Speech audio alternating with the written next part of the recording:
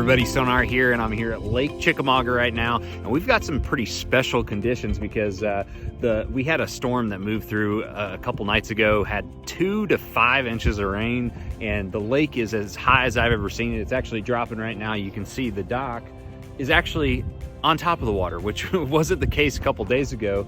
It was actually about a couple inches underneath the water, which I've never seen here at Chester Frost.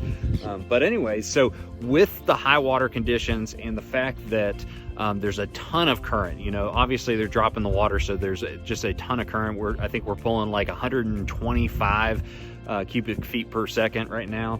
And so with those conditions and the fact that 2 weeks ago we had some really warm weather where those fish were starting to spawn, I'm going to focus on some of these areas where those fish are kind of pulling out of those spawning areas and going into those current breaks, those areas where they're condensing and feeding on shad. And a lot of those areas include some culverts and some riprap and bridge areas. So let's hit the lake, see if we can catch some fish and have a little bit of fun.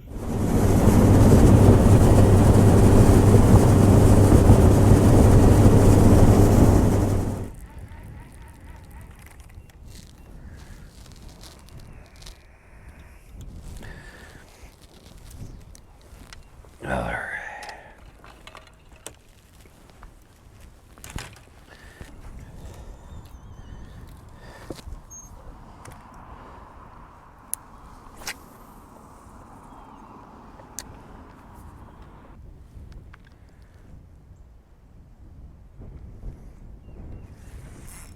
There's a fish.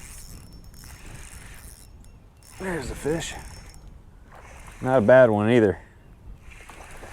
On the fatties. Golly, bite has been tough today.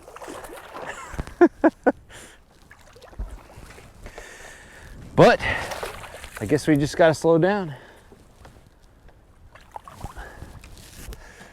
Look at that. That is a pretty good fish.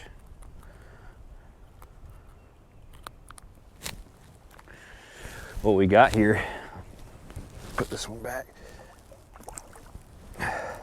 What we got here is a culvert on this riprap, and there's quite a bit of current coming out of it. I mean, which is not a mystery why. I mean, we're pulling a lot of current out on the main river, and I just could not get bit on the main river, so decided to come in here. You know, what I like to do in this type of situation where you've got some drastic weather change is figure out where the fish were before the weather change and then kind of work your way back. And what had happened before the major storm that we had that rose the lake and is creating this heavy current situation is it was really warm before that, and then all of a sudden we had that front. And so essentially the reason I chose this is because this is a great area. Those fish that were spawning in the back of this creek are more than likely positioned now where they can intercept shad coming out of this creek. And so I'm just trying to intercept them since they got pulled back out.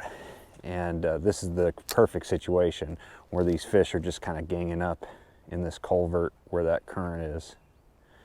But catch is, I really thought that I could actually catch them on reaction baits, but I just had to slow down.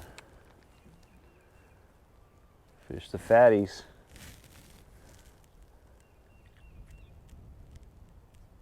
There's a fish. Oh yeah. Little one. I cannot believe that I couldn't catch those fish on a chatterbait or a spinnerbait or a crankbait. But they'll eat the fatties. Yeah, I can see them on the Panoptics. All right, so my setup for fishing this shaky head is, number one, I've got a Z-Man fatties on there, green pumpkin, blue flake, and I'm using the 1/4 ounce shaky heads, a jig head. However, That's not necessarily the size that I should be using. I'm actually being kind of lazy. I guess I'm waiting to snag and break off. But essentially what I like to do every single time I'm fishing riprap or chunk rock is fish the lightest weight possible. In this situation, I probably should switch to like an 1/8 ounce jig head, because you're not going to snag nearly as much. It's not going to wedge in the rocks like it would with a heavier jig head. So as soon as I end up snagging this off, or once I shake off this laziness, I'm going to get it back in there and switch to a lighter weight. You know, and really I could throw a variety of different baits too. I could throw the fatties like I'm throwing right now, a big TRD, and the finesse worms are all baits that I would recommend for this type of situation. And as far as the line that I'm using, I've got a main line of the light green smackdown braid from Seagar, and then I've got a 12-pound Tatsu leader on there. I've got about 20 foot of Tatsu on there. And as far as the rod that I'm using a 7.2 medium heavy Fitzgerald Versa Series and a S3000 stunner reel. So that is my setup. I mean, this is pretty much the setup that I use for all my shaky heading. Like I said, the biggest key when you're fishing riprap like this or chunk rock where you're snagging a lot is to lighten up on the weight as much as possible.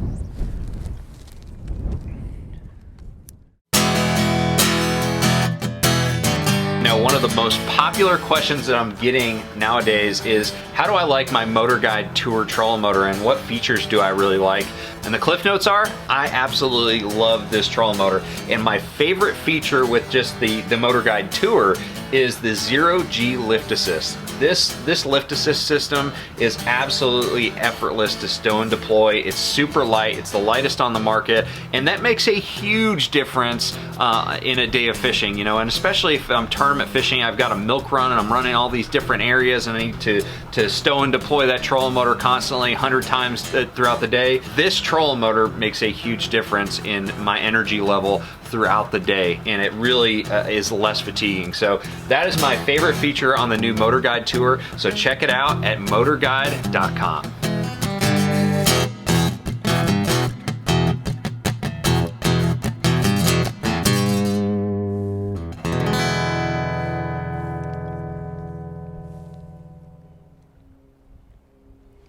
Here's fish. There he is.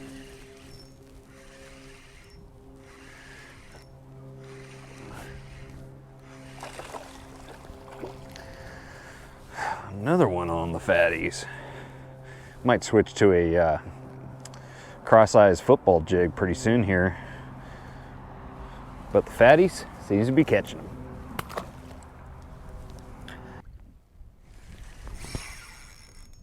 Oh, how on earth does that happen?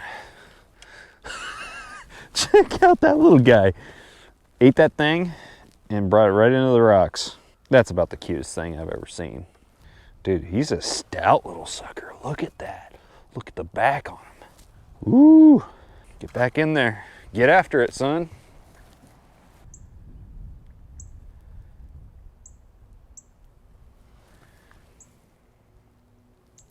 Oh, there's a fish. There's a fish.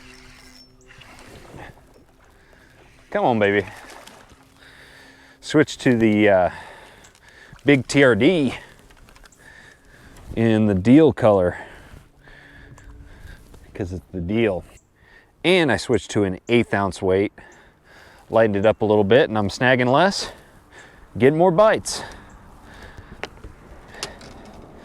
Gotta love it. Thanks, bud.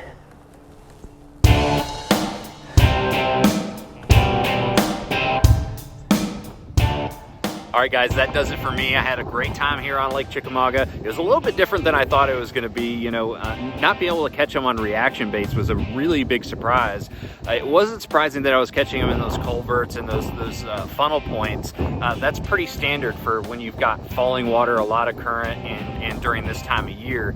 And it was really cool to be able to adjust and catch them on that shaky head. It's always good when you're catching fish. So thank you guys for watching. If you like this video, make sure that you show me some love by subscribing to Sonar Fishing, and make sure that you comment below if you have any questions or comments. And thank you guys for watching. I'll see you out on the water.